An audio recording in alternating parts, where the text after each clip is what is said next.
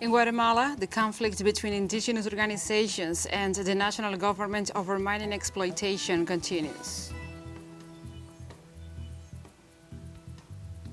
Thousands of supporters of Hungary's opposition held a large-scale demonstration in Budapest on Saturday to protest against the country's right-wing populist Prime Minister Viktor Orbán and his government.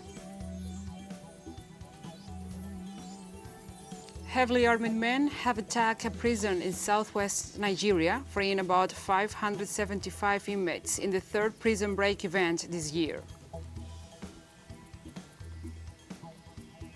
From the headquarters of TeleSUR English in Havana, Cuba, this is From the South. I'm your host, Gladys Quesada, and these are the news. In Guatemala, the conflict between indigenous organizations and the national government over mining exploitation continues.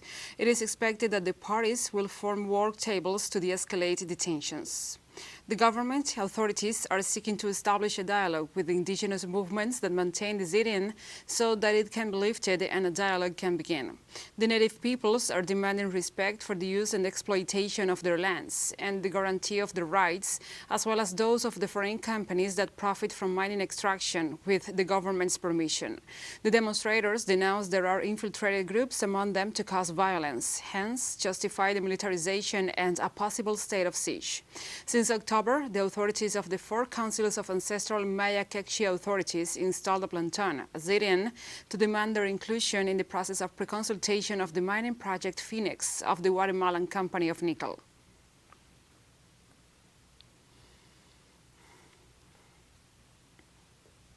The United Nations Children's Fund warns that the number of children and women abducted in Haiti until the end of August has already surpassed last year's total. According to UNICEF Regional Director for Latin America and the Caribbean, Julian Assanges, there is no safe place for children in the nation anymore. The officials said that children are being kidnapped on their way to school, at home, or even at church, at any time of the day or night.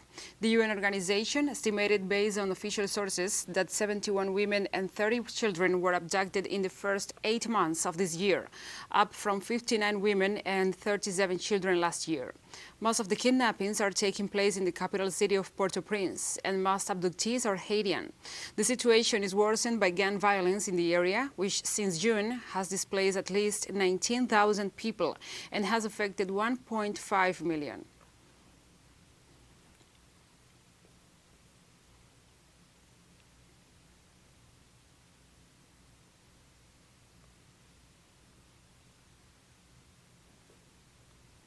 In Chile, 7 presidential candidates began their televised campaigns this week to attract voters undecided and convince the public of their proposals.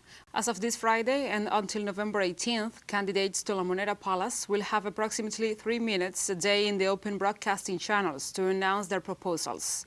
Opinion polls showed about half of voters are undecided, the highest rate in decades, so candidates will have to direct their messages to this sector in order to convince them with their platforms. On November 21st, some 14.7 million Chileans will be eligible to vote for Sebastián Piñera's replacement, as well as 155 lawmakers in the Chamber of Deputies, or lower house, and half of the Senate. If no candidate receives a majority, the top 2 will face each other in a December 19th runoff.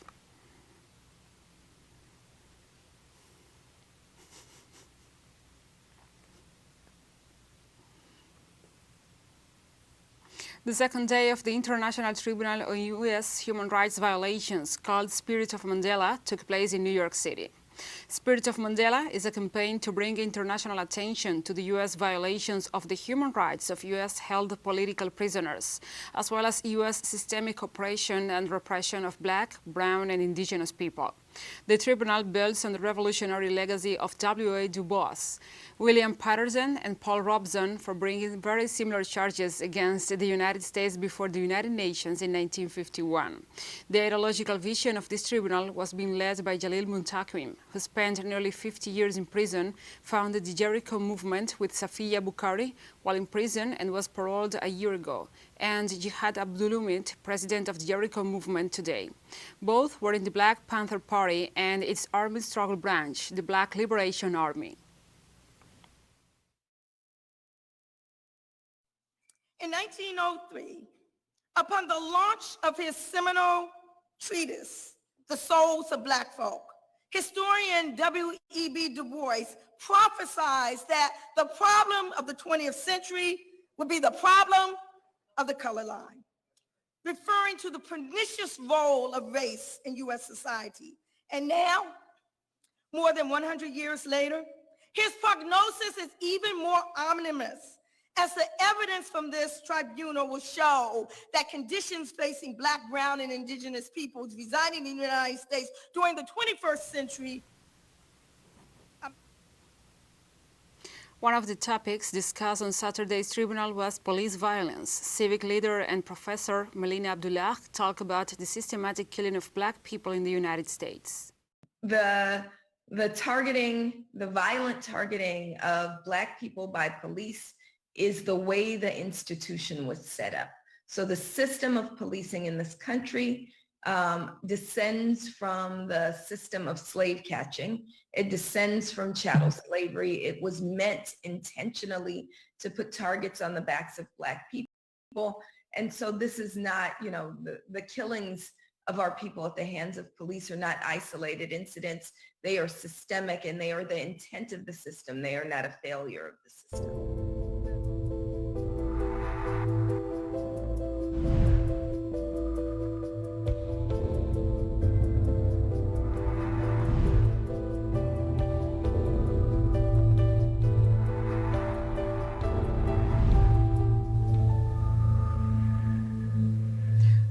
Now we address other topics. Over 700,000 doses of the second component of the Sputnik V vaccine arrived in Venezuela this Saturday to continue immunizing the population.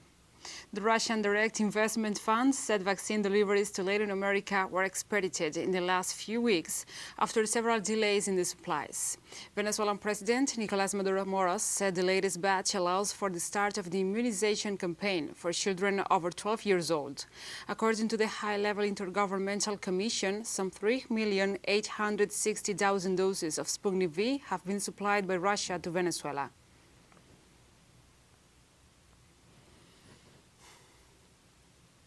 In Russia, health authorities confirmed over 37,000 new cases of coronavirus infection yesterday. The figure represents a new historical maximum since the beginning of the pandemic. The Slavic nation has been renewing its infection records, with Moscow and St. Petersburg as the most affected cities. In addition to the number of infections, 1,075 citizens died of the virus during the previous day. Russian scientists have developed the vaccines Epivac Corona N, Sputnik V, Sputnik Light, and Covivac, with which more than 47 million citizens have been vaccinated. After the latest report, the number of coronavirus carriers in the country has reached over 80,200,000 people.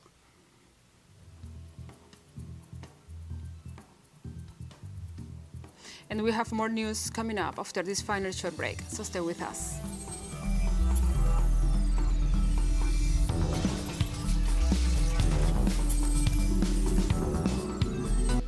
Welcome back. Thousands of supporters of Hungary's opposition held a large-scale demonstration in Budapest on Saturday to protest against the country's right-wing populist Prime Minister Viktor Orbán and his government. Earlier on Saturday, pro-government protesters also held a rally dubbed the Peace March, in which some 400,000 people participated in the march across downtown Budapest and listened to a speech by Orbán. Last Sunday, Peter Markizai won an opposition primary race in Hungary, making him the joint nominee of a six-party opposition coalition, which will lead a challenge to Orbán in parliamentary elections next spring. Markizai now has the pledged support of all of Hungary's six major opposition parties, which fall on a range across the political spectrum from left to moderate to right-wing. The parties have vowed to put aside ideological differences and get behind a single joint candidate in an effort to oust Orbán and his ruling Fidesz party.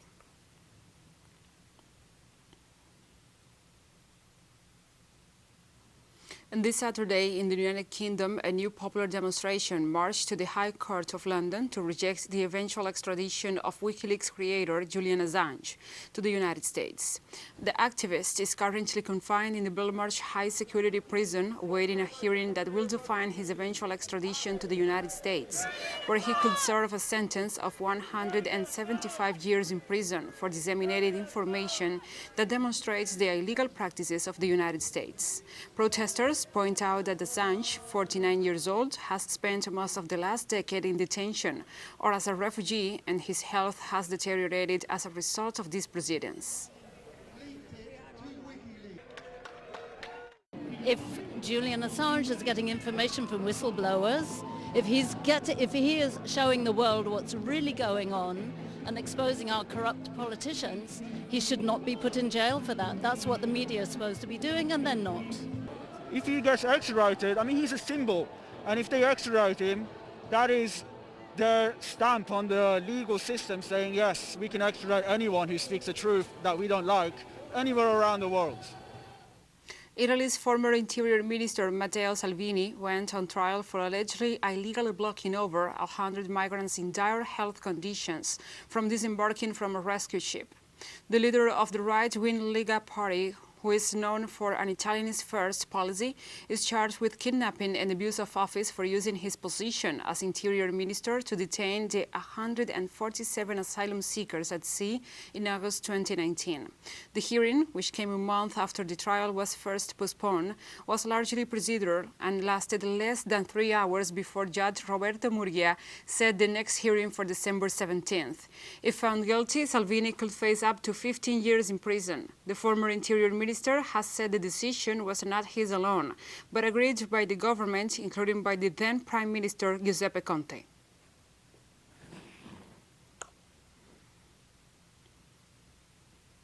Military exercises of the Collective Security Treaty Organization take place in Tajikistan. The military exercise Combat Fraternity 2021 takes place this Saturday in Tajikistan, 20 kilometers away from the border with Afghanistan.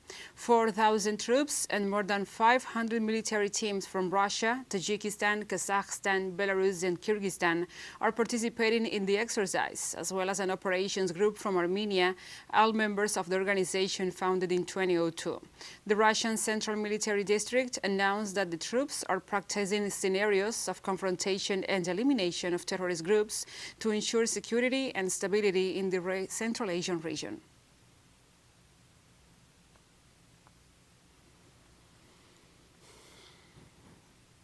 Heavily armed men have attacked a prison in southwestern Nigeria, freeing about 575 inmates in the third prison break event this year.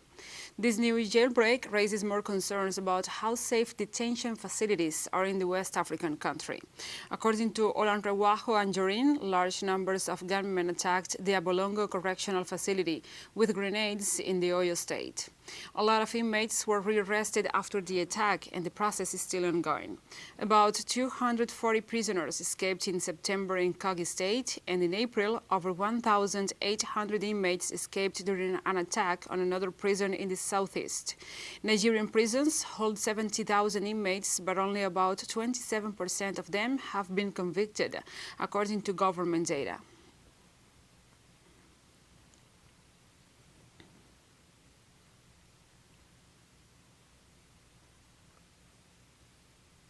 Palestine residents rejected Israel's plan to build more than 3,000 settlement homes in the occupied West Bank next week, according to a weekly schedule published by the Civil Administration's Planning Committee. Palestinian Prime Minister Mohammed Stayeh denounced the plan, saying that the biggest challenge facing the Palestinian environment is settlement and its demands. The diplomat also said that Israel continues to control his country's natural resources and prevents access to Palestinian lands behind the wall, using them as a dumping ground for solid, chemical and electronic waste. It will be the first time the settlement units are approved during the administration of United States President Joe Biden and the current Israeli cabinet. The plan was initially due to go up for approval 2 months ago, but was stalled by the civil administration.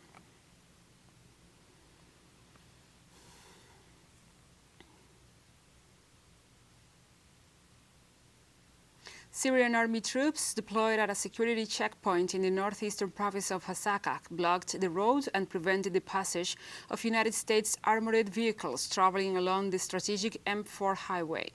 Local news network reported that a U.S. convoy of 4 armored vehicles was forced to turn around and head back in the direction it came from. There were no reports of clashes or injuries. The development came a few days after local residents of a village in the same Syrian province prevented a U.S. military convoy from passing through the community. The U.S. military has stationed forces and equipment in eastern and northeastern Syria, with the Pentagon claiming that the deployment is aimed at preventing the oil fields in the area from falling into the hands of terrorists. Damascus, however, said the unlawful deployment is meant to plunder the country's resources.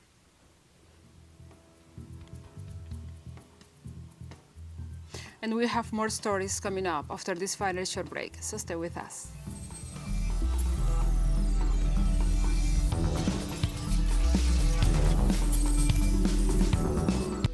Welcome back to From the South. Now we present a brief summary of this week's main stories. This week, Latin American countries saw several demonstrations against economic inequality, the pandemic mismanagement, and social instability in the region. In Chile, people took to the streets to mark 2 years of the social outburst of late 2019. Protesters called for justice for the victims of state repression, the release of political prisoners, and the resignation of President Piñera over his role in the repression, and the recent revelations contained in the Pandora Papers investigation. Also, a nationwide general strike entered the street of Haiti's capital, Port-au-Prince, with organizers denouncing the rapidly worsening security situation. The Haitian protests gained control over Port-au-Prince and irregular kidnappings. This week, 17 Christian missionaries were kidnapped for ransom, the second such incident in the Caribbean nation. This week, Ecuador saw protests of agricultural workers against high fuel prices imposed by the government and other economic measures that affect the sector. Given the situation, Ecuador President Guillermo Lasso announced a 60-day state of emergency, which allowed the army to patrol the streets throughout the country. Ecuador's people also reject his involvement in the Pandora Papers scandal. In Guatemala, tensions mounted as former military members stormed the country's facilities to demand the government to comply with the promised sole compensation of about $15,000 for their participation in the armed conflict from 1960 to 1996. Anti-riot police used tear gas and rubber bullets to disperse the demonstrators. In Bolivia, social movements and human rights defenders carried a 200-kilometer march from the town of Caracollo to La Paz to demand the legal proceedings advance for the conviction of former de facto President Julian Assanges and the other figures responsible for the acts of violence perpetrated in 2019 in the context of the coup against the government of Evo Morales. Union and civil society groups protested in Panama City against the questioned reform of the Electoral Code, as the country's president, Laurentino Cortizo, has only vetoed an article of the legislative project. Over 4,000 people participated in the mobilizations, demanding the inclusion of articles in favor of gender parity, allocation of seats, financing of political parties, nor the criminal electoral jurisdiction. Other topics were prominent in our news brief this week. Venezuela's government announced the kidnapping of diplomatic Alex Saab by the U.S. government with the complicity of Cape Verde authorities. Given the situation, Venezuelan President Nicolás Maduro qualified Saab's kidnapping as inhuman and unfair. The Venezuelan people rejected Alex Saab's kidnapping and demonstrated to support his cause. Saab's wife, Camila Fabri Saab, offered an exclusive interview for TeleSUR, explaining the emotional toll of this incident for the Saab Fabri family and how Cape Verdean authorities violated due process in her husband's detention. These other events were trending in our informative agenda. Barbados Parliament laid down one of the final steps to the Caribbean nation becoming a republic on electing its first president, putting an end to the colonial vestige of the British head of state. In a special joint session of Parliament, the House of Assembly, as a collective, voted on the election of Governor-General James Sandra Mason, who will become the island's first president on November 30th, Independence Day, and the date of which Barbados becomes a republic. We move on to other topics. Colombia and Venezuela saw steps up and setbacks in their bilateral relations. The President of the National Assembly of Venezuela, Jorge Rodriguez, announced on Wednesday that he received a proposal approved by the Senate of Colombia for the normalization of diplomatic and trade relations between the two countries. Soon after this announcement, Colombian President Iván Duque denied all possibility of resuming diplomatic relations with the Venezuelan government during a meeting with U.S. Secretary of State Antony Blinken, rejecting all efforts made by the Colombian Senate on this matter. These were the main pieces of information that trend on our agenda this week. For more updates, analysis, and details, stay tuned to TeleSUR English on YouTube or join us on Facebook, Twitter, and Instagram. And we have come to the end of this news brief. But remember, you can find this and many other stories on our website at telesurenglish.net. And also, if you feel so inclined, please join us on social media for all the latest news. We are on Facebook, Twitter, Instagram, and Telegram. For TeleSUR English, I'm Gladys Quesada. Thank you for watching.